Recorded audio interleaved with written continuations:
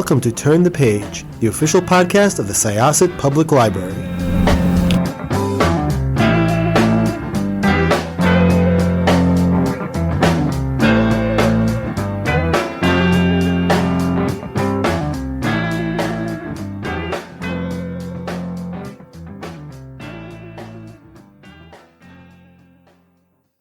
Hello, everybody. This is Evelyn Hershkowitz, Reader Services Librarian, and this is Turn the Page, Syosset Public Library's podcast. And today we have a very special guest with us. We also have with us Jessica, Community Engagement Specialist and Librarian. And our special author, Valerie Constantine, and I am half of the Liv Constantine name. Thank you so much for being with us, Valerie. Thank I have been reading all of your books. I read The Last Mrs. Parrish, which I absolutely adored. I thought that was like the greatest story ever. I couldn't get enough of that one. And it was Reese's book club pick. So that's a fabulous thing. I'm sure that helped the sales very much so. We were thrilled. Then I read The Last Time I Saw You, which I also loved. And then when The Wife Stalker came out, I couldn't get, oh my gosh, you can't, the problem with The Wife Stalker is it's so fabulous, but you really can't even talk about it. Like, it's so hard to describe to somebody without giving anything away.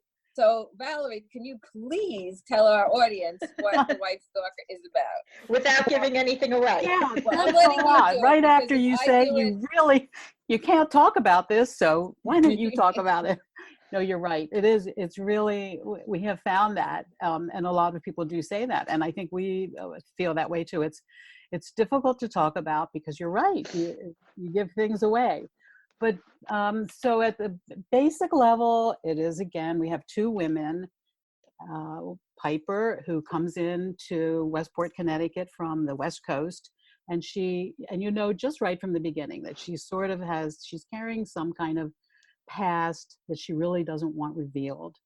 But of course, you don't know what it is. And she falls for Leo, this lawyer who, and he's with Joanna. And so it begins with the two women sort of in opposition to each other. There are children involved, and it seems that the children might be in danger from this new woman who's now in his life. And that's probably about as far as I can go, wouldn't you say?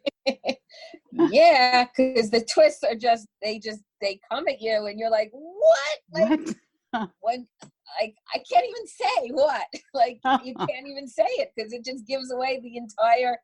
It's like watching The Sixth Sense. Yeah. Oh, good. Wow. We thought about that afterwards too. Yeah.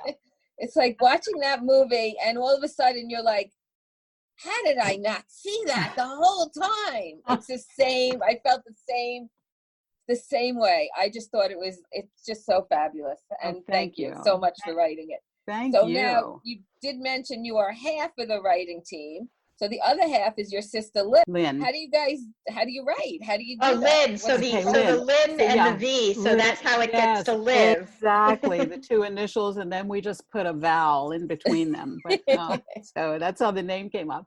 Well, we're 3 states apart. Lynn is in Connecticut, and I live in Maryland.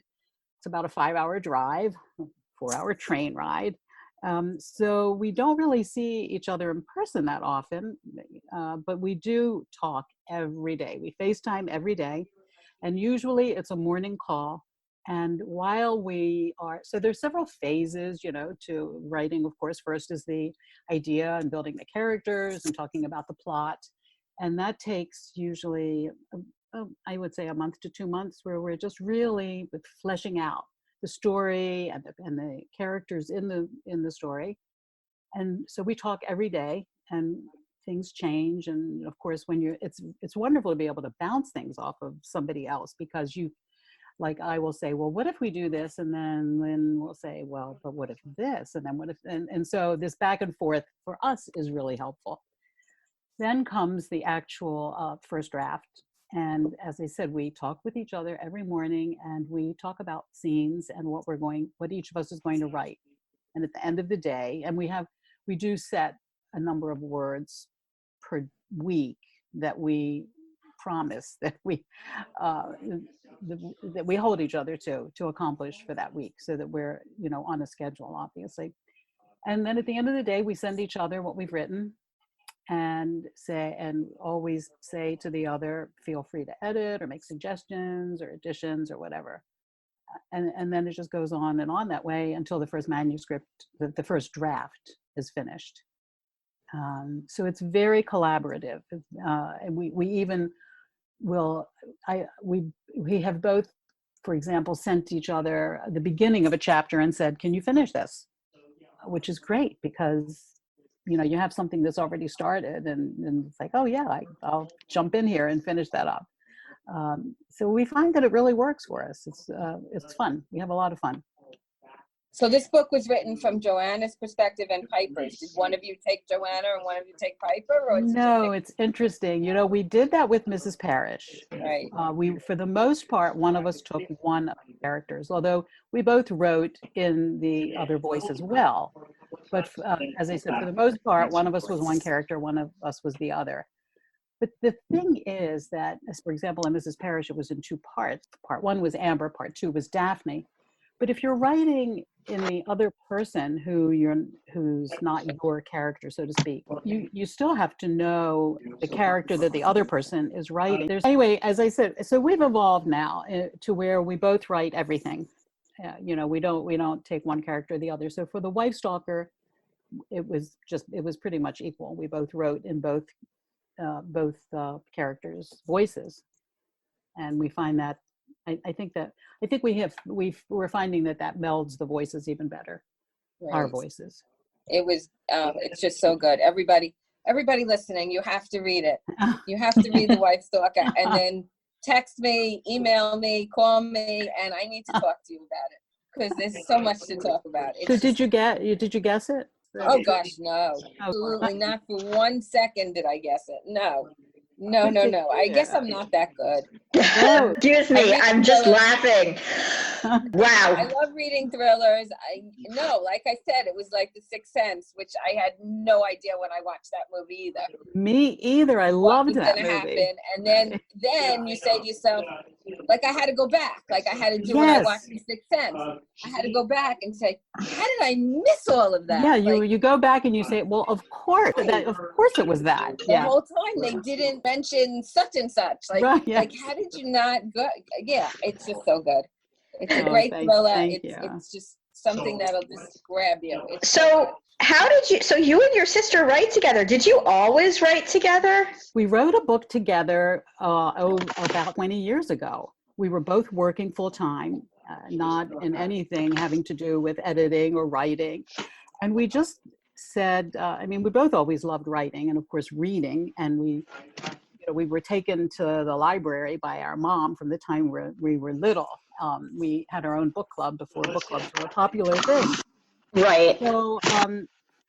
So we decided that we were going to write a book about a Greek family, because one of the sort of genres that both of us always loved was reading about different ethnicities, families, and what the sort of ethnic customs and traditions were. You know, the Irish, the Italian, on and on and on. And we said, there's really never been anything written about like the Greek kind of, what is that family like? What is the heritage like? So we did that. We worked for a year on that. And this was in the days really before computers were just coming in for, but there was no email. So any kind of manuscript had to be mailed. You'd copy the manuscript, you'd mail it and for queries. It was published by a small publisher. The title of the book is Circle Dance, and it is actually still on Amazon. Yeah, I found it. The cover is beautiful. Right. It's a nice Greek scenery. It's beautiful cover. It was. So it was a fun book to write. There were a lot of Greek people who loved it and bought it. But the funny thing was that very year, the year it was published, that movie came out. Guess what movie came out? My Big Fat Greek Wedding. Right. I was thinking about that when you're like, oh, no stories about Greek families. I'm like, Right. oh, was this Wait a minute, right? so you just gave me a really good perspective as to when it came out. Yes, that's right. A long, long time ago, right? But it was, we wrote it. I think we felt like it would be a great thing for our kids because we, as the our children, none of us married Greeks, and of course our children really weren't. Lynn and I grew up very much a part of the Greek community, and that meant the church, which then just the way the church is in so many communities where that becomes the place where you socialize, and that's where your friends are from. And so our children really, moved further and further away from our grandparents' heritage. All of our grandparents came from Greece. And we just felt like this would give them more of a, sort of a taste of what they didn't grow up with. So anyway, it was a labor of love for both of us. Well, I'm going to look for that book because I want to read it. I want to make sure I read everything. Just remember, it was a first book, and That's okay. the books that you're supposed to put in the drawer, right? Right. That's fine. It's better than anything I could ever do. So and I love the scenery of the book. So does it take place in Greece? It starts in Greece, but really it takes place in America. Okay. So most of your books, or all of your books, have taken place in Westport, Connecticut, correct? Well, no. The last time I saw you was in Baltimore. Oh, that was in your area. Okay. Right. Okay. And then the book that we've just turned in, the final manuscript. Congratulations. Thank you. That takes place in Boston and Philadelphia. So we've moved out a little bit. We've expanded geographically. So okay, good. So you went north and also a little bit down, depending on where. Yeah, right. Yes, right. Yeah. Right. So when does that one come out? What's the publishing date? That probably will be next May, April. You're doing one a year. It sounds like. One a year. Mm-hmm. That's fabulous. Good for you guys. So talk to us a little bit about thrillers. Evelyn knows that I adore thrillers. Evelyn adores thrillers. I mentioned briefly before we began the interview that I found thrillers to be my read of choice during the pandemic. Why do you think that is? I think because I know that I've spoken to a few people about it. Personally, for me, they're very good distractions. There is so much going on in the world, and it's hard for some books to keep my attention. And it's not because they're bad books. It's just more because my headspace is wired differently right now. So thrillers, you can't really put them down because they hook you and they keep you thinking and they encase you in this world of what's going to happen next, right, Evelyn? Yeah, no, it's great. It just takes you away from everything else that's going on around you. And there's going to be a resolution. That's the other thing. Right. That's true. I think you're right. And it is a very different time. And I've talked to some readers who say they can't read right now, that they're finding it difficult to concentrate and to stay in a book. Because we are in very uncertain times in so many different ways, and of course the pandemic being number one. And I think you're right. A thriller, and not to say in any way that a thriller is less literary necessarily. However, in some ways it is. It doesn't take maybe as much concentration as if you're reading Dickens or. Those are fast moving. That's what I like. It's very different. It's a different kind of concentration, and you have to focus on different things. And it's very helpful because I know people who've never read thrillers who began during this pandemic.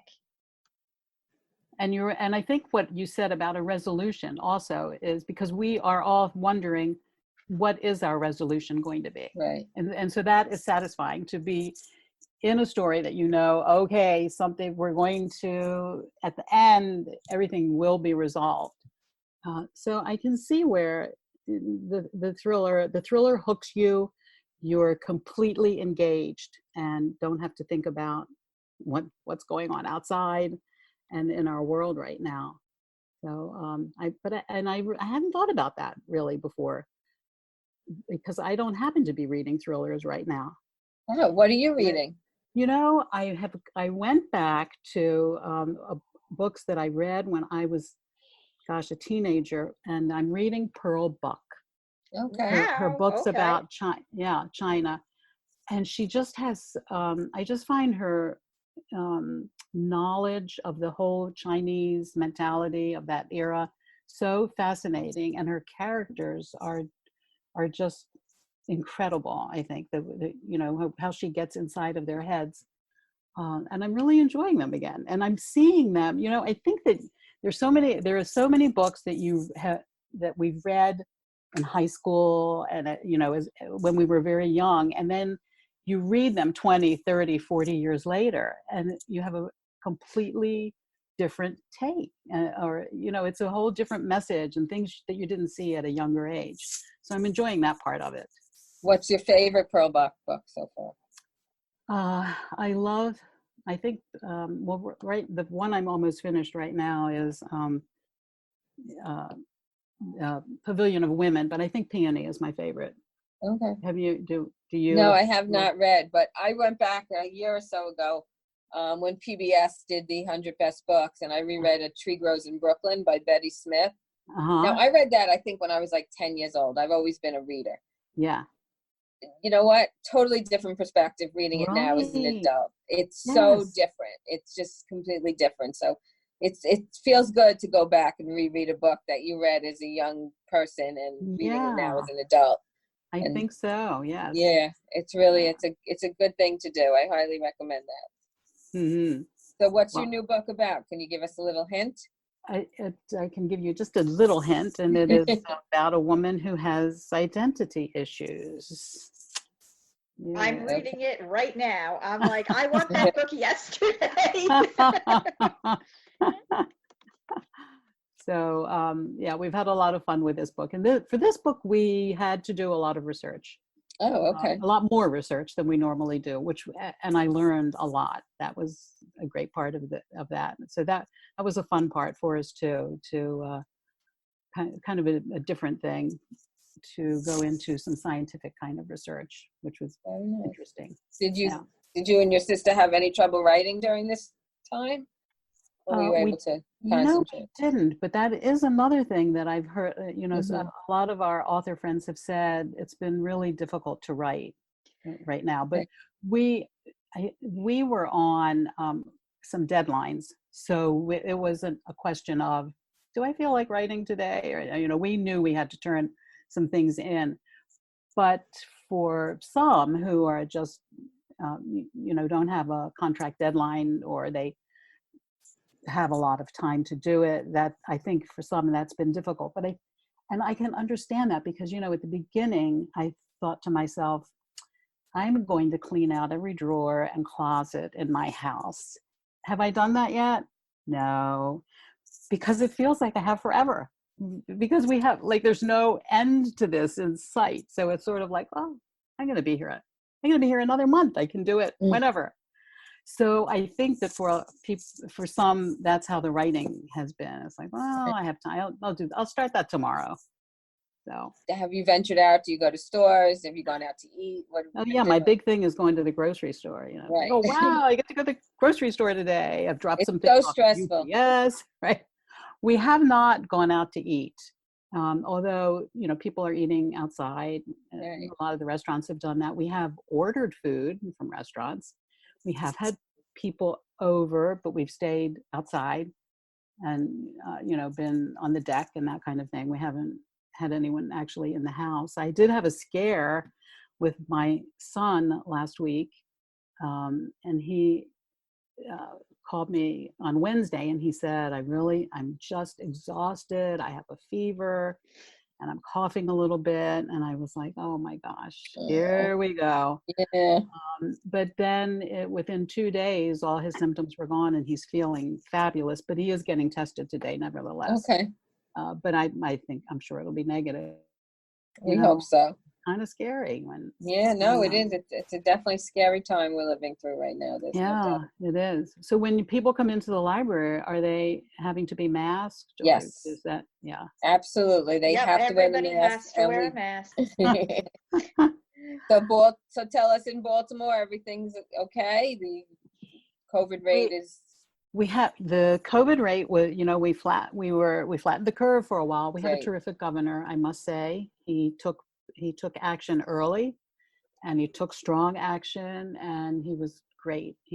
I think he's done a great job. Uh, and now, when things opened up, I guess Memorial Day, and people started going to the beach. We have a Ocean City here, and Hmm. people started heading to the beach, and then July 4th, even more.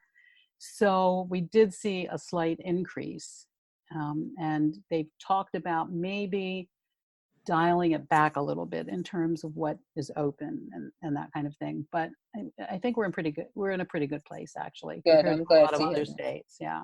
When you are reading thrillers, what thrillers are you reading? Like, is there a classic one that you just adore? Classic one. Well, Like Rebecca. A lot of people cite Rebecca as one that they just love. I do love Rebecca, and I have to say, now I know these probably are considered more mysteries than thrillers, but I went through a time where I just read everything Agatha Christie ever wrote. I love hers, and of course, I would never guess anything. I never figured out who the murderer was, but I love hers. Now, what is wonderful is that we get to read a lot of advanced reader copies. So We do we. love them here. The Right. So library, isn't that fun? it's you feel like you won the lottery when you get a whole Yes. bunch of advanced readers copies. Yeah. So I love that. And then of course we do have our Wendy Walker's books are terrific. And the book by DJ Palmer that oh my gosh, of The course, New Husband. The New Husband, right? That's phenomenal. That's another one that you'll want to just race through. Samantha Downing. Her books are And great. of course, Yeah. Karen Slaughter books are phenomenal. So yeah, I they're just they're read. out there. I just read Shari Lapina's The End of Her. Did you read that? I haven't read that. Is I it read. wonderful? We're speaking to her tomorrow. For the I'm sure podcast. she's It terrific was too. so good. Yeah, Yeah. that was really a And good one. I loved Gone Girl, I have to say. That's what started this whole trend, pretty It much. did, didn't it? It was Mhm. just phenomenal, and I think it's definitely a classic. Right. Go down as a classic for sure. Yeah, Yeah. it was terrific. There's so many good ones out there. Absolutely. Yeah, for sure. So I'm sure you must have had a whole tour scheduled. We did, yes. Yeah. And we were so looking forward to it because that's the time that we do get to be together. Sure, we of get to travel course. together and hang out. And and there was also Thriller Fest in July, and that was canceled. So that's another. I don't know about that. Tell us about Thriller Fest. Thriller Fest is an amazing conference that happens every July. This one would have been, I don't know, the 19th or 20th year. And it is a gathering in New York for 3 to 4 days with craft classes and talks from authors, classes for thriller writers and also a time to meet agents. But it's the kind of thing, craft classes, no matter what genre you're writing in, a craft class is a craft class. So it's it can be for anyone. And so the people who have put this together were like Lee Child, so very authors who you would definitely recognize as being at the top of their craft. And so this and as you attend these each year, of course you make friends, and so it's sort of like this gathering of people who all know each other and come back every year. It's about 1,000 people. Oh, wow. But it almost sounds like summer camp. You get to tell scary stories. I know, yeah, exactly. Oh my God, I love it. It's so much fun, really.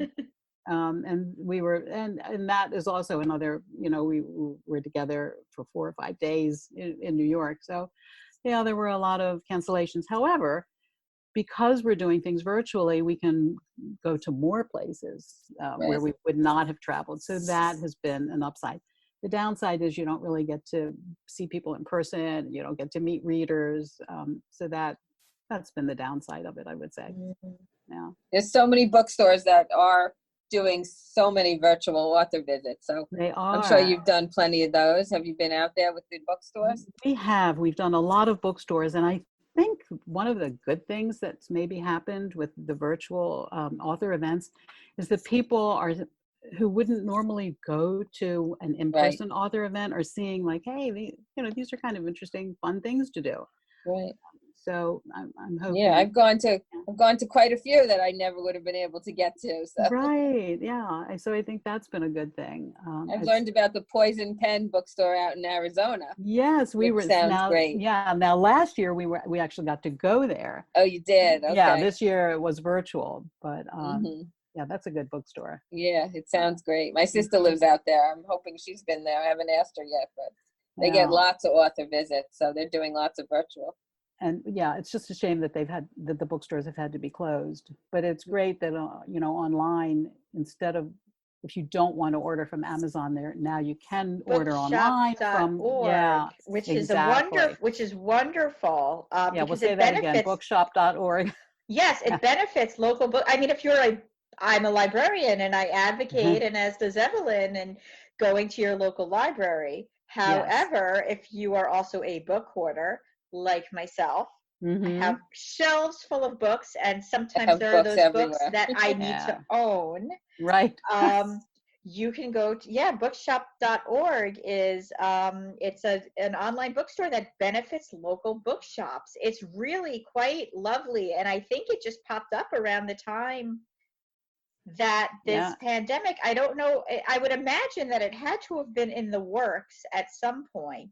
I would think so, but it's been great now. But anyway, it really, I think, took off just so quickly. And there are so many local bookshops. I know when I travel, my husband and I, the things we want to see are obviously the sites, like what's around, but we need to see local bookshops and local libraries. Absolutely. We do the same thing. And they have different flavors, what you get from both are very different. And we always, even if we're not in the market for a book, we always try to purchase a little something from the bookshop, even if it's a bookmark, because as a librarian, I believe in the importance of bookstores. I actually worked at Borders, which I know was a big box store before I became a librarian. And I think that they have their place in cultivating readership as well. Absolutely. And it's wonderful to just be able to walk into a bookstore and touch the books. And Borders really sort of started that whole, certainly there were always independent bookstores, Walden Books and those, but Borders really, I think, brought it to so many more people and introduced people to walking and roaming in a bookstore and touching the books, pulling one out. I mean, there's just nothing like that.